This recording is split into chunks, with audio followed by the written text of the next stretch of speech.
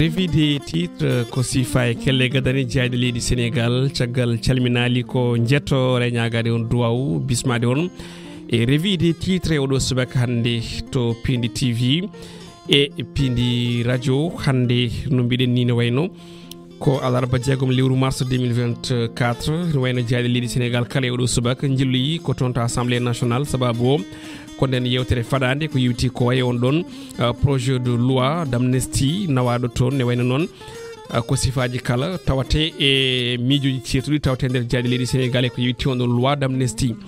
puɗɗortoɗen ko jayde les échos nden jayde wi ne wayno ko on ɗon vote pléniére kañum woni ko faɗa hannde e on ɗon projet bammuɗo kuulal amnistie toon to assemblée nationale ɓe mbi noon leydi ndi de ne wayno oɗo saha hannde koko serti député ji ɗi landa ex Pastef ina tan goni e dow mur aɓe cifno en hanki ɗin député ji ne wayno tan ɗi Pastef kolliti wonde gotata ko wiyete ko hono abstention manam ɓe gotta eyi kono kadi ɓe gotta ala ɓen ɓe tahaw ɓe Khalifa Sall pur kañumen kam kabriguel hen kañumen gotata ko no manam jatta e ko yewti on ɗon loi d'amnistie aba mbay kañum ne suuti hen konngudi holliti wonde ko député ɗi kala ɗi tahaw gotata ko ala jatta e on ɗon loi PDS haali e nder hen hanki wi ne wayno so tawi kamɓe député ɗi yeewi ɓe gotani ngal ɗon kuulal on ɗon loi foti ko waɗede retiré yaltini ha laaɓa ceere on ɗon fannu ɓe garti e konngudi ceerno Bokum ceerno Alassane Sall ɓe foof kala e Khalifa Sall en kabri wonde gotta ngal ɗon kuulal biyetegal kuulal loi amnistie nawaɗo toon to assemblée nationale la jaydi le quotidien kamne natiri dingaral kon ɗon vote de loi d'amnistie ɗo ɓe mbi ko Macky seul contre tous Macky kam goto heedi banggue ina haaɓo e hewɓe walla heddiɓe ɗiɗon député ɗi ganduɗa ɗi ko ex Pastef ɓe mbi tan ko gooti walla ni kolliti wonde koko mbaɗata abstention manam gon mbiyata ala e on ɗon vote de loi tahaw Sénégal e pur eri tan ko yo woote contre manam woto yimɓe jaadu on ɗon loi d'amnistie PDS noon ɓe mbi koɗo saha hannde kañum ne ma wat aligné e on ɗon fadata manam ko vote ɓen ɗon yeewi askan wi nde fuɗɗo yaltinde vote muɗum ɗin ko goɗi sifaji kala ne tawe hello joyi nder nden jayde witende quotidien le quotidien jayde besbi le jour wi ko ɗon vote du projet de loi d'amnistie le ni oui ni non de Pastef manam on ɗon wita ala mo ɓenden Pastef Birane Souleye Diop e wondi muɗum mbaɗi abstenir gila hanki e on ɗon vote moɓe tijji e oɗo ñalawma hannde pur noon kañum votata ko contre wi groupe yeewi askan wi waɗi l'approuve waɗi approuve no on wiri hono Birame Seck gartoy on ɗon ambiguïté on ɗon ex Pastef kona ɗum awali kañum ne wi tan ko ɗum acte de trahison kañum woni ko wone waɗede e dow leydi Sénégal e dow ɓesguli Sénégal naaɓe ɗin konngudi sifaji kala ne tawe helo ɗiɗi ha jeetate nden jayde witende besbi le jour Dakar Presse kamne arti on ɗon loi bambuɗo kuulal amnistie général le projet divise l'opposition nden ɗon eɓɓore kañum hannde sari saki miijo opposition ɓen ɗon ɓe ganduɗa ko wonnoɓe Pastef ɓe député ji mumen mbaɗi ko goni koye mode ni oui ni non pur e Khalifa Sall Déthié Fall ceerno Alassane Sall Malick Gakou kañumen kala eri ko yo woote contre manam woto député ɗi jaadu ko yewti e ngal ɗon kuulal projet de loi biyetegal amnistie général la l'observateur jani groupe Futurs Médias nde kam ne arti on ɗon fannu on ɗon vote de la loi d'amnistie mars sur cadavre et débris ɗum ɗon noon e firongo mars no jirɗon ni ne wayno ko mars mois de mars ko noon ko bindi boɗeji yaɓɓude e cadavre woni yaɓɓude e dow ɓen ɓe ganduɗa ko mayɓe leliɓe manam ɗen ɗon gosɗe kono kadi e débris ɗum ko suma walla ko heela ina saami e leydi hollirde wonde tan so tawi ngal ɗon kuulal yewti ne wayno ko ɗum mayde ɗimmere wonande kadi ɓen ɓe ganduɗa kañumen goni maynoɓe ɗin manifestation ngaji kono kadi ko ɗum bonande ɗimmere wonande ɓen bonannoɓe ɗin manifestation ngaji on ɗon projet de loi gadduɗo ko yewti ko hannde pooɗe Ndouré kono kadi e on ɗon polémique tijjaɗo hannde toon to assemblée nationale jayde l'indépendant e oɗo subaka refti on ɗon loi d'amnistie plénière de tous les dangers non jaynen ko ɓe bindiri ne wayno on don vote tonto assemblée nationale de ko vote jogordo herjude e odo nyaloma hande be kulliti wonde ni faya koy ambiance électrique e odo alarba hande tonto assemblée nationale be garti on projet de loi mo ganda jogori yurnitade ko kadi wadde adopté on don commission de loi hakile hanki député ji ex passef kanyumen mbadi ko abstenir manam gotani e kono kadi gotani ala député ji di pur kanyumen ngoti ko contre on don projet de loi manam be jaadani hen dum woni ko be kabri hanki e on don kuccama be jandienkobe Sud Quotidien kam ne arti on don examen en procédure d'urgence de la loi d'amnistie e odo tala alarba hande be mbi ko din député ji hande ne kuccite responsabilité ji mumen tonto assemblée nationale le pardon de Macky Sall et on donne défi Diopi de justice et victime 2021-2024 manam on ya fuyi mo mawlindi wadata évoqué ko on don de hande hucciti e yabbude nyaawoje leydi Sénégal kono kadi yabba kuule kam e fodde ben me ganda be ko loribe e din seppoje 2021-2024 hono no wiiri jayne nde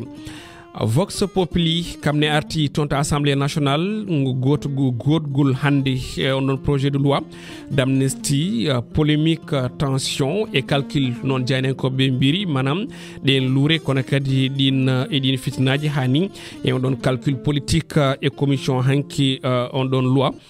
taxaw et puis koliti wonde kanymen kam kabri wala ni erima yo yimbe ngot contre manam be kabri couleur non jaynen ko be mbi le député ex Pastef kanymen mbadi ko adopté on don neutralité manam ngota e kono kadi ngota ala e ko yuti on don ko ngalon kulal amnistie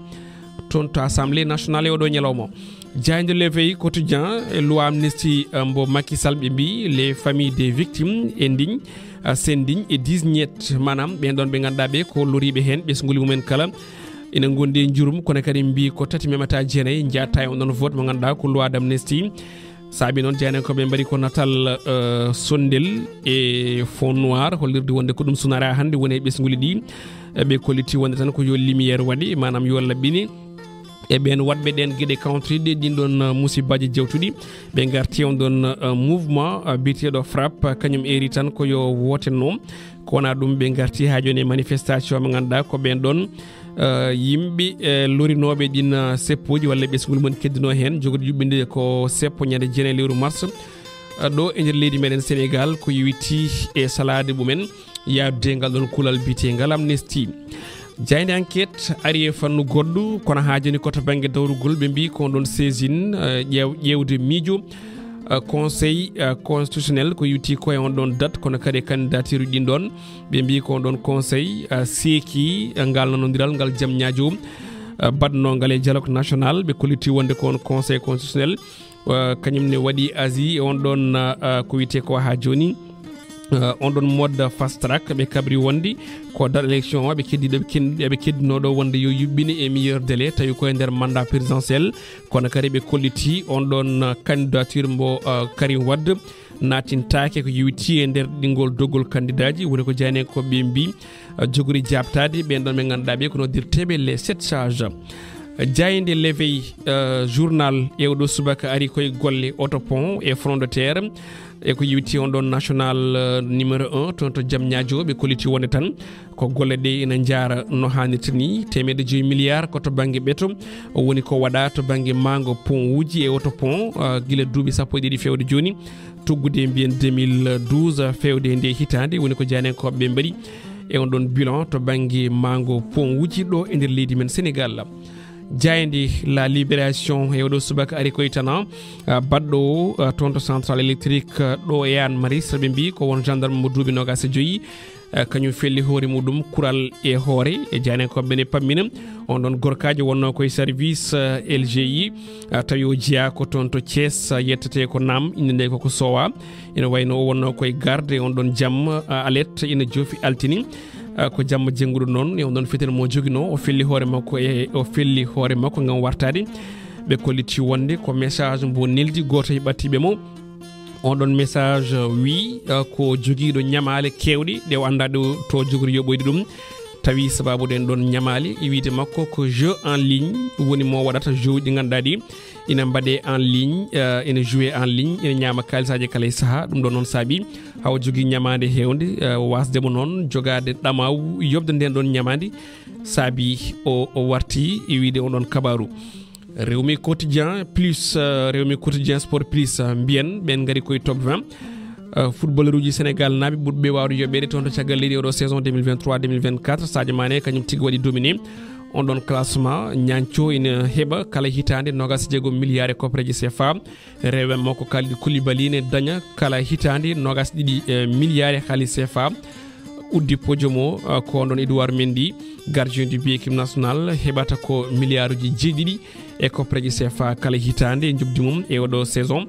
2023-2024 Jainde la Tribune Sport et odo subaka ari koye Ligue des Champions européenne 8e de finale retour Kylian Mbappé wadi doublé hanki e neldi Paris Saint-Germain tonto quart de finale kono ne kadi Ligue des Champions don Prince Henry nani ko ari ken kanyum neldi ben don Bayern nabe tonto quart de finale e on don Ligue européenne des champions Stade quotidien kamne arti e on don fannu Ligue des champions européenne 8e de finale retour e do alarba hande Real Madrid et City ngam jokkide den don golle en domicile ko nyalawma non mbo jogori wadi briller nobe mbiri on mo ganda kam tigi woni Jude Bellingham jani ko be ngarta hen kono kadi be ngarti natal Moussa Niakité wondude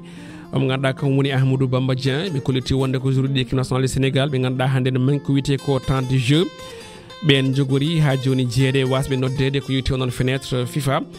e fin mars ndunu gondenna nguddirten robin men jayde jewdo subaka handi hono no kala nyandi ko yiti on don ngal natal odia ngal jani ko be le turbine wayne be koliti wonde tan no jirdon ni ko don cuisine interne tawi ko Amadou Mam Diop horejo assemblée nationale kam dadi ha tidi ene irto on don barme mo ganda mo bi ko projet de loi d'amnistie woni defede hen barme lewlewto jeyge e do ciotte ne ciuki mum ene beyde hen ndiyam goto e député ji ko hollirde wonde natal ngal gandangal ko image leydi ndi to bangi gonka faya kawn amnistie e on tuma non o ganda kam woni badaw hen ndiyam o wi ko yawno e sosma o ha bende sabu ina wayno mawdo meno ina heedi e odo saha fotten ko ha bende on nutuma wawo nyamdi goddo badno Khalifa Sall mo ganda kam woni Mamadou Lamine walla mo ganda kam woni bitedo Aliou Mamadou Dia goto e candidat ji pur walla candidat pur tan bien heliti benne kala hen Khalifa Sall wi ko odo sos fof no way burtude ni saabi min horam hande natti heedude o mo ganda ko Aliou Mamadou Dia jabti wi kanyum hoore mudum ko non e on tumo chef de l'état ina fugga bafal mo ganda kam woni dibi o mo ganda kam woni Birane Souleye Diop ina wiya goto e député ji di ex Pastef wonde won kongo bafal o anda non ko holi on holirde won tan to bangi résumé ko on do loi amnesty be ngone sifnade don kambe jani ko be odia ko do wuddito be men jayndeji o do subaka hande en jetti ben yebobe en ton to Piindi TV onon kale ko balon jarama adi mon robino jayndeji ton ko jango alkamisa so Allahu lamdo jabi